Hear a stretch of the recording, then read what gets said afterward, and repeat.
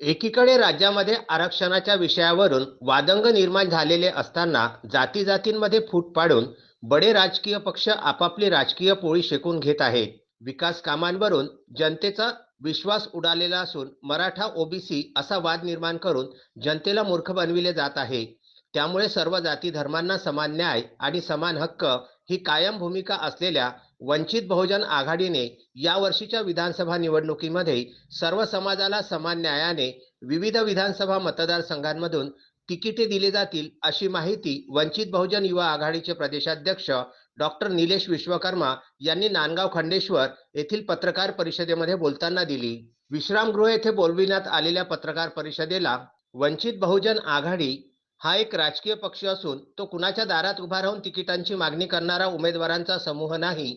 त्यामुळे युती करीत असताना राजकीय पक्षांनी तेवढ्या सन्मानाने वंचितला सोबत कधीही घेतले नाही. प्रयत्न केला, परंतु त्याची मानसिकता ही वंचित घटकातील लोकांना न्याय देण्याची कालही नव्हती आणि उद्याही राहील याची शाश्वती नसल्याची माहिती सुद्धा त्यांनी यावेळी दिली. काँग्रेस आणि त्यांच्या सहकाऱ्यांना केवळ सत्ता हवी, मात्र वंचितांना सत्तेचा वाटा देण्यास ते तयार नाहीत.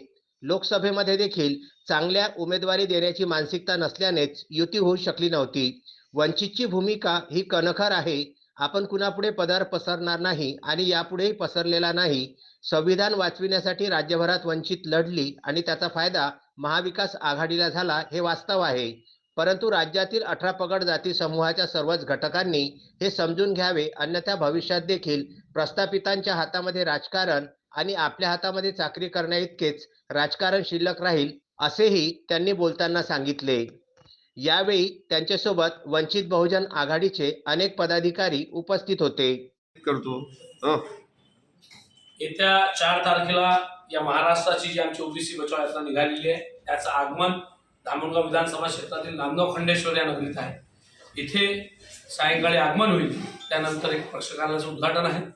त्याच्यानंतर ही यात्रा पुढे अमरावतीच्या दिशेने जाईल. अमरावतीत मुक्काम आणि त्याची पुढची दर्यापूर मार्गे मूर्तिजापूरला जाणार आहे. महाराष्ट्र राज्यात मागील 6 महिन्यापासून जी परिस्थिती राजकारणी करून ठेवला, ओबीसी वर्सेस मराठा असं चित्र उभं करून त्या निवडणुकीच्या दिशेने जाताना राजकारणाचा जे गढूळपणा करण्यात आला त्याला कुठेतरी वाचा फोडण्यासाठी श्रद्धेय बाळासाहेब आंबेडकरांनी ओबीसींच्या हक्कांची बाब घेऊन सोबत आलेली आहे. ही लढाई अत्यंत महत्वाची आहे, कारण मायक्रो ओबीसी ओबीसी हा समुदाय सातत्यानं सत्तेपासून दूर राहिलेला आहे. याला सत्तेत आणण्यासाठी वंचित बहुजन अग्रेसर आहे. त्यासोबतच आरक्षणासंदर्भात जी भूमिका आहे ती ऐकण्यासाठी आपण निश्चितच रविवारी प्रकाश आंबेडकर साहेबांना ऐकण्यासाठी आपण नांदगाव खंडेश्वर नगरीत यावं. या सभेसाठी मी आपल्याला आमंत्रण देतो. त्यासोबतच मोठ्या संख्येनं या आंदोलनात सहभागी व्हावं, जेणेकरून सत्ताधाऱ्यांना राज्यकर्त्यांना याची कुठेतरी चुनक लागली पाहिजे की जी परिस्थिती आहे ती बदलण्याचं काम जनतेसाठी केलं पाहिजे. त्या अनुषंगाने ही यात्रा आहे, त्याच्यात आपण सहभाग नोंदवावा. अमोल दांडगे यांच्यासह उमेश चौकडे, विदर्भ न्यूज, नांदगाव खंडेश्वर.